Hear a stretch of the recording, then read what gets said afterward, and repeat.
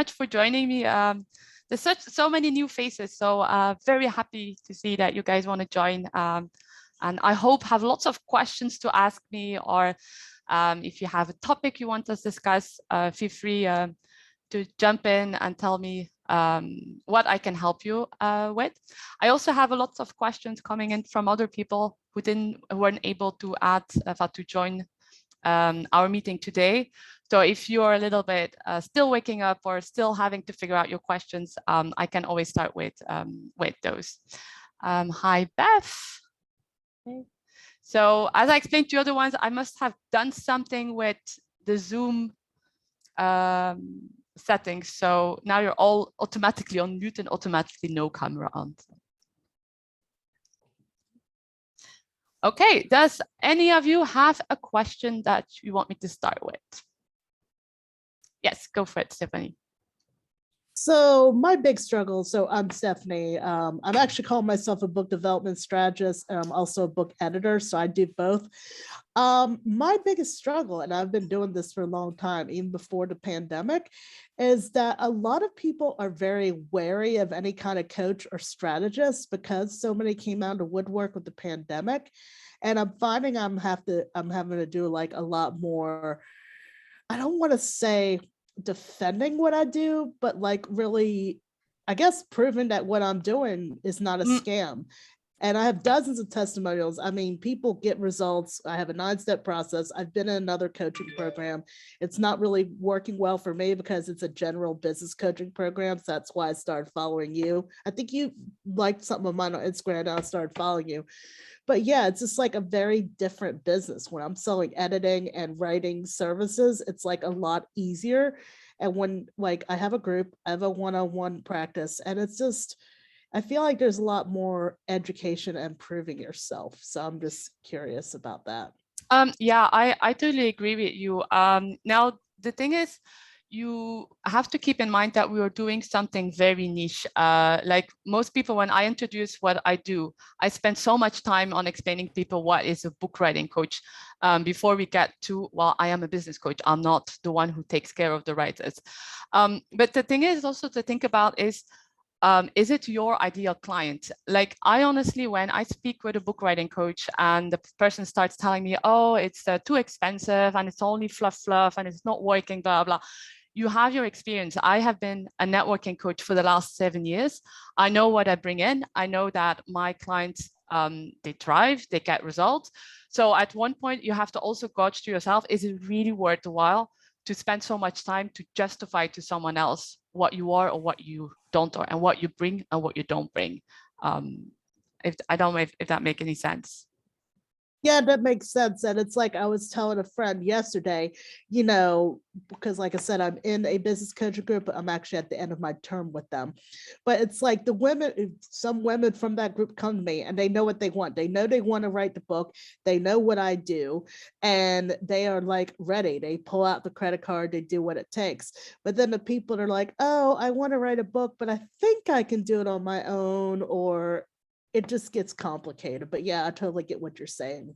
Yeah, I think that's just because it's always difficult, like to figure out who exactly you want to work with. But I must say that's why I say always, for example, my introduction calls, they're 30 minutes, and I get on the call and the person starts having this conversation, like you say, like, yeah, I'm not sure, and then I just cut it at 30 minutes because I'm like, okay, you know, this is not worth my time, but it's also not worth the time of the other. And there are coaches who are ready to spend and invest time in those people.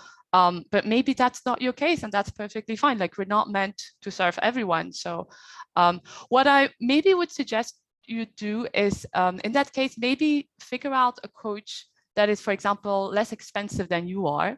And that you can refer them to that coach, because then it gives you always, I mean, you continue to give the good service, and it, you know, it makes the other coach happy, it makes your client happy, and you come out of it as the good person, if you see what I mean.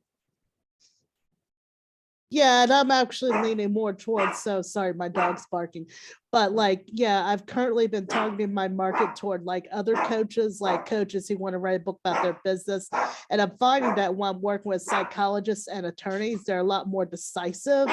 And so I'm actually going to be doing some, I think, rebranding and just like marketing to a different type of client. Oh, that, you know, that is great. There you have like a super neat psychologist and lawyers. That's, Yeah. So I'm a lawyer by sorry about training, my so dog. I know Yeah, you're, me too. Me we too. are I don't told that. practice law, but yeah. So I'm thinking more like attorneys, but yeah, the psychologists and lawyers that I've worked with in my book coaching practice, like, yeah, they're decisive people. They, you know, and I think part of the problem is that a lot of people are calling themselves coaches online, aren't making the money that they, and so it's like it bring up their money gets them really uncomfortable. I am so sorry about my dog. Oh, don't worry. My child is coughing very loud. I don't know if anyone hears it, but I have No, a but I'm coughing gonna go child. calm her down. But yeah, I'm still here. It was very helpful. I'm still here. Oh no, don't worry, don't worry. Well, I hope that this has helped you, Stephanie. I mean, if your dog stops barking, just jump in and then let me know if you want me to give you some other tips. So in the meanwhile, I think Kylie has joined us. Hi, Kylie. Happy to see you again. Does any of you? Hi. Oh, I was muted. yeah. No. Yeah, I did something wrong with the Zoom settings of this meeting. So you all automatically unmute and automatically on camera, but obviously feel free to jump in. This is not me talking and hoping if one of you listens. If you have other questions, let me know. I'm here at your disposal. Otherwise, I'll just take the question I got. So I got, for those who were not here last business clinic, we had Emily who's present and who talked about her Facebook group. And so I got lots of questions regarding, should I be on Facebook?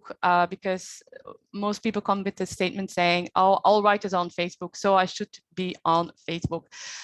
So I am not in favor of that statement, maybe an unpopular opinion.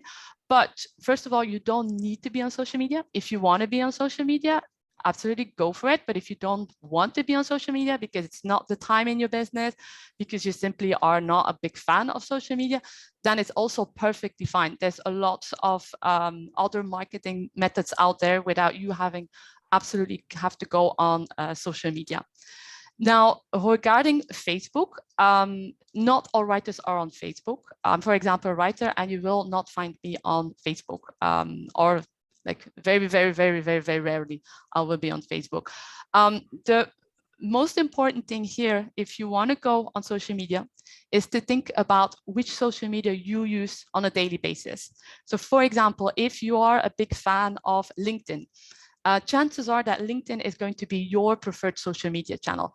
And the reason is that as a coach, our clients are ourselves. So we want to work with people who understand us, who are like us. If you are someone who's a lot on LinkedIn or Instagram, but is never on Facebook, I don't think it would make much sense for you to go on Facebook, because chances are that you're not going to find your ideal client there. There's also a second thing to keep in mind. That is that if you hate, for example, Facebook, and you're going to spend a lot of time on Facebook, at one point you just have a burnout of social media. So that's not helpful as well. Now, regarding the specific case of Emily, so as Emily explained in the video, she had a very successful writer group, and I'm absolutely I'm looking for the word. I can say that it is. I'm part of her writers group. People are very participate. It's a real nice, tight community. But Emily also explained us last month that this took years of work. It's not something that has done from one day to another. And I'm also here to tell you, I don't have the secret, and I don't think there is a secret on social media. It just takes time and effort and finding your right client, your right community. But it's not something that Emily has built up from one day to another. So I just wanted to make that sure as well. So, and then someone else asked me, what is the best social media channel for them? Again, think about your own social media habits. Think also about social media that you might not know now. For me, the best example is Reddit. So I discovered Reddit through my husband. Never heard about it. Went on there. There are tons of writers on there asking questions, and actually very, very few book writing coaches. Quora is the same. So Slack, even WhatsApp, I'm, for example, a really big fan of WhatsApp.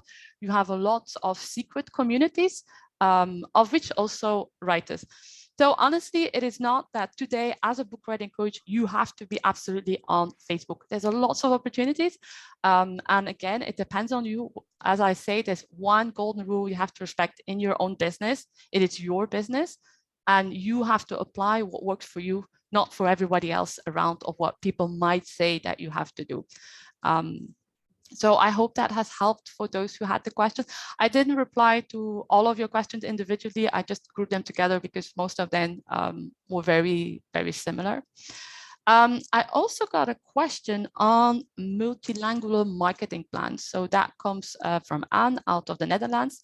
So Anne is thinking of having Dutch-English multilingual marketing. I can share you my own experience. I did this last year on LinkedIn. I did French, English. I didn't do it for more than a couple of weeks. It is very tiring, and not just because of the translation. It's not simple. You take the French text and you translate in English. It's also that you're dealing with a total different culture. Even just in English, like I'm now mostly working with people who are in Australia. Australian English, Australian culture, it has nothing to do with UK culture and UK language, for example. Even though we say it's English, it's not the same. So I think it's best for you to focus at this point on your Dutch group. And then when you see that you can grow, or you can start paying a marketing team to do your English marketing materials, then I would say it's a good step to go on your next marketing step and do that multilingual marketing plan. Has this given an, oh, actually, Stephanie, I'm going to put you on the spot here because Stephanie, she has a Clubhouse channel. I don't know if Stephanie is still there, but. Yes, I'm here. Yeah, I would love you to share a little bit of your experience because you're the first book writing coach actually I meet who has a channel on Clubhouse. So yes, I haven't done a lot on Clubhouse recently, but I will say, like I mentioned, I'm a book editor. I do both. I would say that it was like really easy to get like book editing clients on there. People have already written a book and need like a quality editor than book coaching clients. But there are some people that signed up for a workshop I gave about a year ago on starting your book. So I think Clubhouse can be really, really beneficial. You just have to really set some boundaries around it because it's something that you could wind up getting sucked into. I think it's like any social media, but it's very easy on Clubhouse because you're listening to people. You don't have to have there is no video. So you could be eating your dinner, dealing with your dog, whatever. So it's really beneficial to be on Clubhouse. But again, you have to, instead of trying to go to like 50 different rooms, you need to try to find your group, like the people that you want to work with and refer business to each other. I do a lot of like referral exchanges. So. And what made you go on Clubhouse and not on Facebook, for example? Actually, I am on Facebook. So I'm actually on, and that's the thing, it's really hard to manage all the social media. So I went on Clubhouse because somebody I knew, a coach I knew, was sent out email to his list and said he was getting on this new thing called Clubhouse and he will be available on there to answer questions. And because he usually charges a lot of money for his one-on-one advice, I'm talking like that's a good excuse to go on Clubhouse. Yeah, that was an opportunity. And yeah, so I went on Clubhouse. And so yeah, it can be a really good tool. I think again, it's like you were just saying, it depends. If you don't like talking to strangers, you know, in real time, then it may not be right for you. Some people love TikTok. I've heard of book coaches getting business from TikTok. I'm not crazy about video, and I get fat shamed a lot because of my weight. So I don't really do the TikTok thing. So I guess I would say right now for business, I'm mainly doing Facebook and Instagram. Yeah, no, but it's actually a great example because, like you say, there you are on the social media that fits you the best, because you're not comfortable with videos. So it would make no sense for you to go on TikTok. Even though I would say, honestly, don't bother about the people who fat shame you. They're always going to have something for you. Yeah, I do make a few videos, but it's just I'm more comfortable like writing and like talking to people and teaching. So, but I would say still, I don't want to take over your role here. I would just be really careful about relying on just social media to get clients. I find that the referral relationships, like, really helped me a lot, connecting with other people. Like maybe somebody's writing a novel and I don't consider that my expertise. So if I got to know one of you and you were an expert that helps people write novels, I can refer business to you. If you know of people who need editors, just vice versa. I find that that's really a valuable way, going to things like this, going to meetups, and just doing things outside of just posting on Facebook. Yeah. Well, I am totally, you're talking to a convinced person about that. That makes me think, if you want to connect, feel free to put your handles in the chat and, connect with each other. This is also why I set it up. I think it's very important that you connect with each other as book writing coaches, especially as most of you are all in the US and Australia, except for you, Stephanie. You're in the US. But I'm in the United States. Yes, I'm in Los Angeles, but I've worked with people in Australia and UK. Yeah. Well, anyway, if you want to put your handles in the chat, go for it. I will put a link for your Clubhouse channel on the recordings as well. So if people want to go have a look, they can go and discover you on Clubhouse. Do we have any other questions coming up? Otherwise, I have another one on boundaries. So this person really insisted that she stays anonymous. So she's dealing with a client that is calling on the weekends. So she sent me a bit of a long email, but basically she puts phone support into her packages. And initially this client understood that it was during the week. Now, however, this client starts also to call on weekends and in the evenings. So the first thing I would say here is have a good think if you want to have phone support in your coaching packages. It's absolutely okay to have it. There's no right or wrong. But for me personally, I don't put phone support because I feel it opens the door to extra free coaching on top of your coaching sessions. Now, if you really want to have that phone support in, think about your rules. And when I think about your rules, it's like, how long are the calls? When can people call you? How long it takes? I would say if you put in the phone call, say maximum 15 to 20 minutes on a small issue. And so really take the time to put all those rules on paper for yourself. Again, there's no right or wrong. If you don't want someone to call you at 12 on lunchtime, you put that in. You don't want to have a call at that time.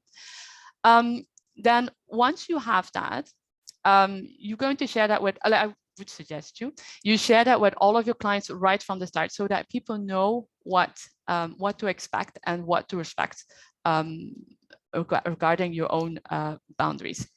Now, for this particular client, first of all, if you need permission or if you need someone to tell you that you can refuse to answer those calls, well, I'm giving you the slip, the permission slip, whatever you want, but you can't say no. You don't have the obligation to pick up every single call of your client. You're not a surgeon. It's not if you don't answer the call that your patient might be dying in the hospital. So first of all, to know that, put your own boundaries as well. Sometimes it's just not the moment. Sometimes you just don't reply and you just don't pick up that phone. Secondly, regarding this very specific client, maybe there's just been a misunderstanding. If you, for example, started the coaching relationship and said to him, okay, here you have the phone support. This is my number. You can call me when you have an issue. It can be that he actually didn't really understand that there were some boundaries, or that he doesn't have those boundaries. So what I would suggest in the first time is to have a conversation with him. Set up a call, say, listen, I think there's a bit of a misunderstanding regarding the phone support. I'd like just to jump on a short call and go over the new boundaries that I put in place. You don't have to be in the sense of like aggressive with your client saying, oh my God, you are really annoying me and I want to put this thing straight. You can do it on a very calm way. This is one really good example of when you have a client that you're not really happy to work with, but you can change that relationship and make it your perfect client. So when you're on the call, share the rules, make it very clear that these are the new rules, that they apply right from the moment after you had that call. Now, in this case, it is very easy to have someone go beyond your boundaries. It's going to be very difficult to get that person back. So I suspect that initially he might respect your rules, and then suddenly you have again a call on the weekends. Then it's very, very important you stick to your rules, that you really respect your own boundaries and the ones that you put down with that client. Maybe with other clients, you will have at one point or someone who occasionally calls you on the weekend and you have the time and you're okay and you like working with that client. That's all fine. But with this client, you really have to be very strict and make sure that your boundaries are in place. Now, it can be very difficult for him to understand this. And in that case, it might be worth thinking about letting the client go. So I know that it's a very difficult one. It's not one that we like to do. But I think if I would ask the question here to anyone on this panel, did you have a bad client? And did it suck out your energy? And did it tire you out? I think we can have the workshop until tonight because we all go through that stage. But it's up to you to decide then, okay, am I going to continue having that person sucking up my energy, or I'm going to just cut them loose? And again, you can do that very nicely, saying, okay, I think we have come to the end of our work together. You can refer him to someone who might have more flexible ways of working. But it's worth the while thinking at that point. So I hope it's going to work out. Please let me know if it does, if this helps, and also please don't be ashamed or beat yourself up so much. Honestly, we all have gone through that. I think anyone who tells you that he or she never had like a really awful client is just lying, because we all at one point or another have that client in our business. So it's just knowing how to deal with it. And also, you can't be perfect. You can't see everything that comes up when you have a chat with someone or when you start working with someone. Okay, so hope this helped. I'm rooting for you, and let me know if I can help you with something else. Just looking. Yeah. Tiffany just shared with us that she let go 2 clients in the last year. And yes, exactly, when I did, more ideal clients suddenly showed up. Yeah, that's absolutely not a surprise, because that was actually one that I should have added as well, is that when you take off that client, you certainly have more time to spend with the people who you really want to work with. So again, don't be afraid if you see this is not working out. Just let the person go and move on. We're not meant to serve everyone, as I always say. And again, golden rule, it's your business, you're deciding. We didn't become entrepreneurs to deal with bossy people or people who just not our ideal clients. Has someone else a question or a topic you want to discuss, or just want to say something? Well, I have a last. Hi, yeah, go. So go, Kylie. This is my first time in this session, so I feel like I'm missing some context. Is that how the session works? Yeah. Oh, I'm sorry. Yeah. You're right. Yeah, actually, yeah, no. Normally I start my sessions with it, but today I started with sessions with saying, "Hi guys, sorry, I missed up how I set up the Zoom meeting." But yeah, so you come in with any question or topic, whatever you want to discuss. This is really 30 minutes for you. So when you hear, I would say the best thing is to come in. You have like a question with a client or a problem around your programs or anything like that. Best thing to come in here. You ask the question, and then I'm available to help you out and give you some tip and advice. And I'm going to take, Bev asked last time if this was a sales call. It's not a sales call. So I'm not talking about my packages, or I will not chase you as well with my packages or coaching prices or anything like that. This is really something for all of you if you want to have some help, because I needed this kind of thing when I started out 7 years ago, and it did exist. So I'm really putting this in place for book writing coaches, because I'm sure you need it as much as I needed it such a long time ago. Mm-hmm. Yeah. So it's nice to see four Aussies on the call. So I've spoken to Kylie. Hi, Kylie. And that was a while ago. We haven't spoken before. You're also author of Accelerate, aren't you? Yes, yeah, I'm almost finished my course, yeah. Yeah. We're actually friends on Facebook, you and I. Yeah. And really nice to meet you, Lou, as well. Well, I mostly focus on Australia. So when you come on the call, you mostly will be in contact with Australia. I sometimes do US coaches when they really interested me, and I think I could have like a good connection with them. But mostly, it's with Australian people. How did you, so Beth launched a new program last month. How did it go, Beth? I'm just trying to remember what it was. I think you renewed your programs. I saw something. I was just updating my website because I finished my certification with Author Accelerator, and I was just working on sort of refining what I was offering and doing, coming up with my 3 stages of programs. So that's what I was referring to. So what I've just finished adding to my website now is a program of Memoir with a Message. I want to take a coaching group through a beta program for planning a memoir. So I've just got that set up on my website. I haven't really started promoting it yet. Not really. I've mentioned it. Okay, well, we'll keep you updated. You'll keep us updated for the next one then.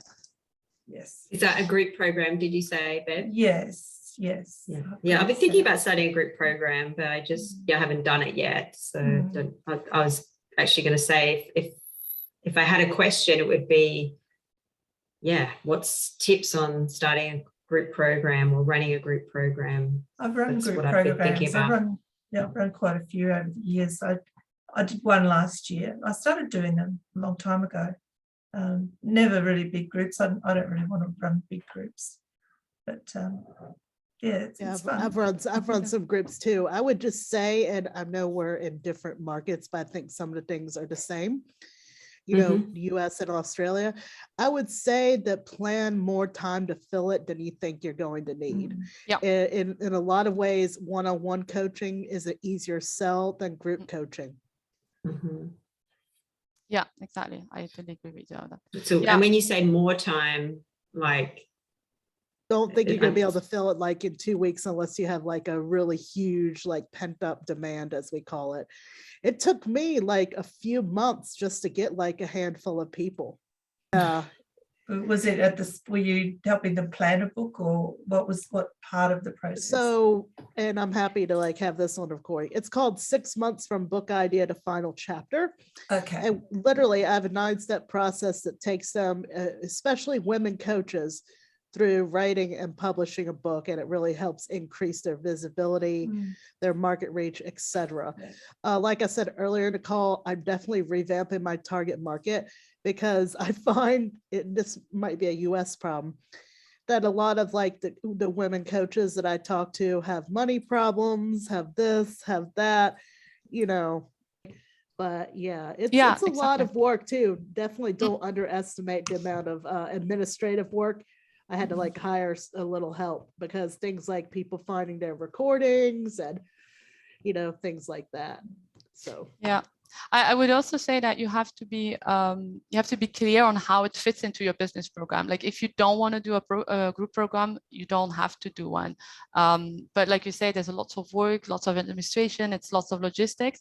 I personally find it really fun, because I feel like I get lots of feedback, and people are really helping each other. And I've had promotions where really people, it became a really knit group, and 4 years later, they're still super in contact with each other. So if you have that kind of group, it's amazing. But sometimes you also have groups with who it doesn't click. So you have to be really convinced that group program is one thing you want. And then how it fits into your business model, who you want to targeting. So like you said, it's a bit complicated to give like a whole good advice on how to set up group programs, because there's so many things that go in. But I think the most important one is, do you want to do it? Does it fit your business model.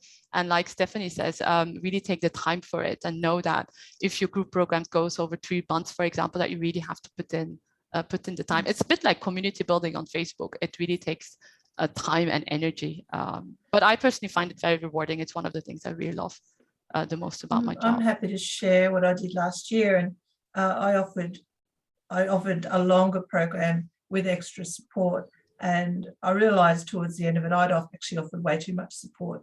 I think people, you know, my client base was probably similar to yours, Kylie. That, you know, the people who work running businesses or working, usually running businesses, and mine was sort of similar to Stephanie's, about helping people start their book.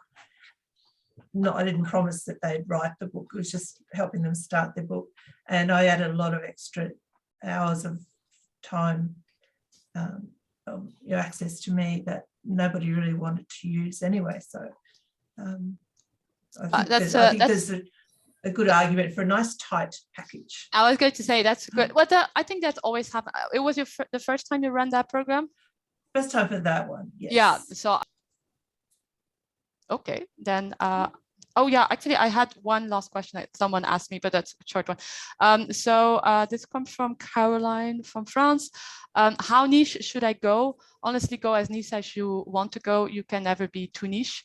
Even if you think there's only 10 people in your niche, you might become a millionaire because of those 10 people who are really looking for the #1 expert in your niche. So honestly, niche is how far as you can go. I'm already very niche and I'm still niching, and I see my book writing coaches, they niching as well. Once they have found the way to niching, then it's like, we niche even more. Okay, well, if there's no other comments or remarks or things, I will take in account your comment, Kylie, that next time I will start and make it even more probably clear in my emails as well, that this is really a time where you can ask your questions and share your experience and whatever you want to talk about. This is a space for book writing coaches to find each other. If you have any questions other than just send me an email. Thanks again that you have coming. Like, I really love doing this. So I'm super, super happy to see all of you here. It really makes my day, if I can say. And I come out from the call being super happy that you've been here and that everyone has been participating so actively. Thanks, Stephanie, Kylie, Bev, Selina, Lou. Have a nice day, guys. And I hope to see you soon. Oh, and the next business clinic is on the 26th of April. But you will all get a reminder before then. So thank you so much, guys. I really appreciate it. Thank you. Bye-bye. Thank you. Bye.